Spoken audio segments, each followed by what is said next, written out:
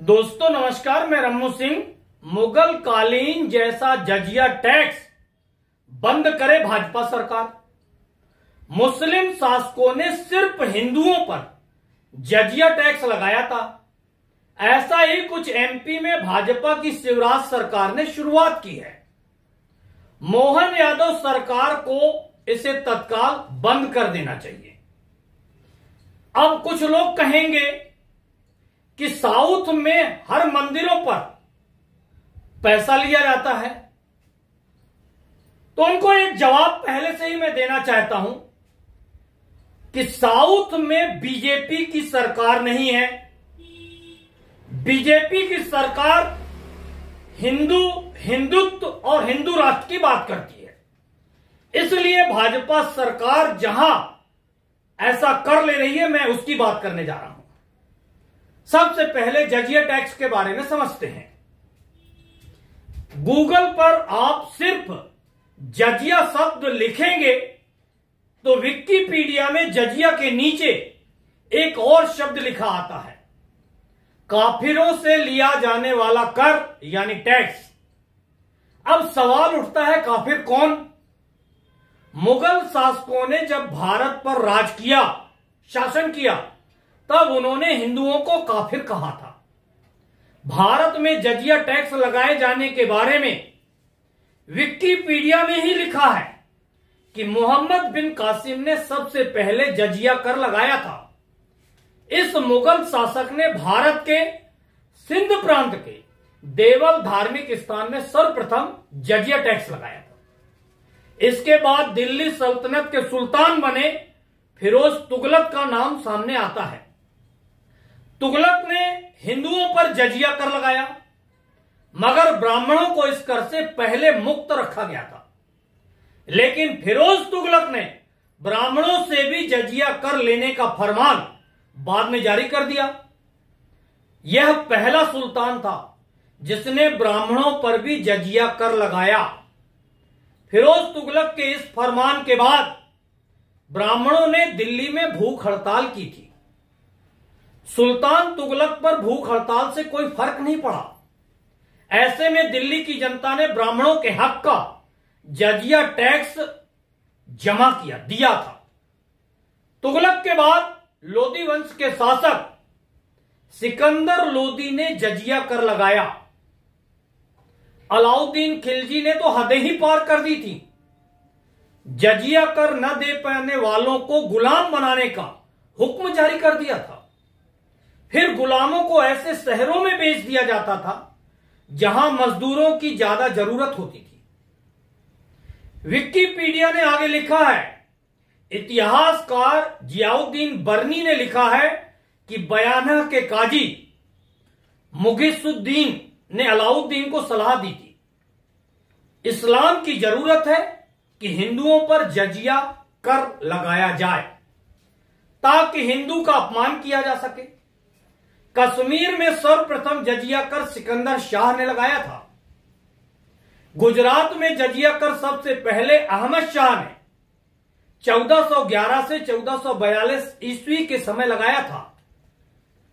अहमद शाह ने जजिया कर इतनी कड़ाई से लेना शुरू किया कि कई लोग यह जजिया टैक्स ना दे पाने के कारण मुस्लिम बन गए। फिर शेर शाह का शासन आया। शेर शाह ने जजिया कर का नाम बदलकर नगर कर के नाम से यह टैक्स लिया। अकबर ऐसा पहला शासक था जिसने जजिया कर समाप्त कर दिया था भारत में। बाद में औरंगजेब ने फिर से जजिया कर शुरू किया। जजिया कर एक तरह का धार्मिक टैक्स था जो मंदिरों में जाने वालों से वसूला जाता था। मुझे लगता है एमपी के उज्जैन में स्थित भगवान महाकाल के दर्शन के लिए 1500 रुपए तक लिए जा रहे हैं। कुछ लोग कहते हैं कि गर्भगृह में महाकाल को छूकर दर्शन करने, उनकी पूजा आराधना करने के लिए 5000 रुपए तक लिए जाते हैं। 5000 रुपए देने वाले लाइन में नहीं लगते। एमपी के उज्जैन में यह महाकाल दर्शन के लिए पैसे लिए जाने की शुरुआत हिंदुत्व की बात करने वाली भाजपा की सरकार के शिवराज सिंह चौहान ने शुरू किया था। अब मोहन यादव मुख्यमंत्री हैं। मोहन यादव खुद महाकाल की नगरी उज्जैन के हैं। मुझे लगता है हिंदुओं को हिंदू मंदिरों में दर्शन करने निःशुल्क जाने देना चाहिए।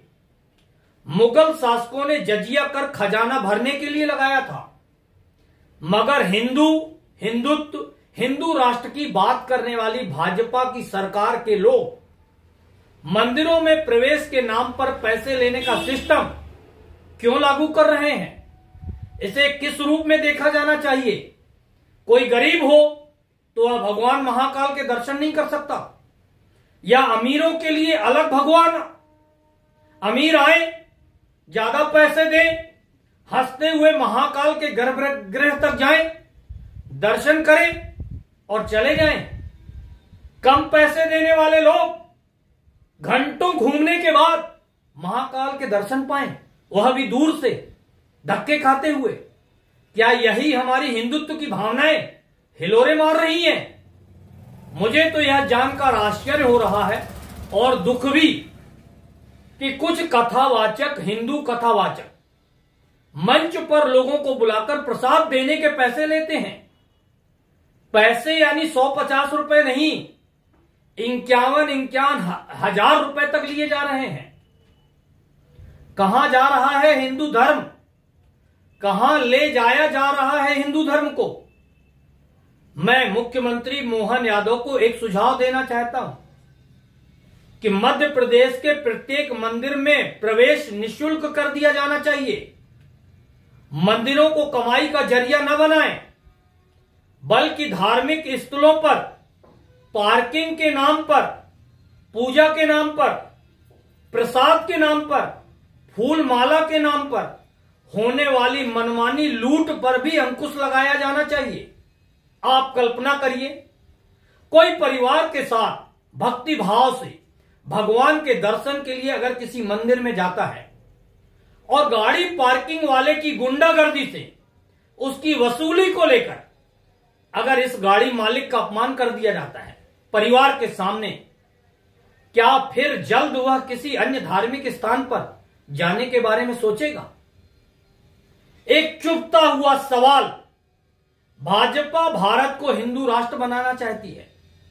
मुगल शासकों ने हिंदू मंदिरों के दर्शन पर जजिया टैक्स लगाया था।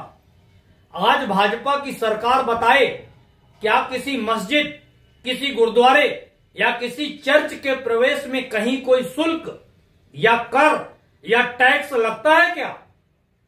फिर हिंदुत्व की बात करने वालों ने हिंदू मंदिरों में ही प्रवेश शुल्क क्यों लगाया है? शुल्क का मतलब कर या टैक्स ही होता है। इस विषय पर संघ प्रमुख मोहन भागवत सोचें, विश्व हिंदू परिषद, बजरंग दल के लोग भी सोचें, हिंदू धर्म के साधु संत सोचें। हम किस दिशा की ओर हिंदू धर्म को ले जा रहे हैं? सोचना तो सभी को पड़ेगा।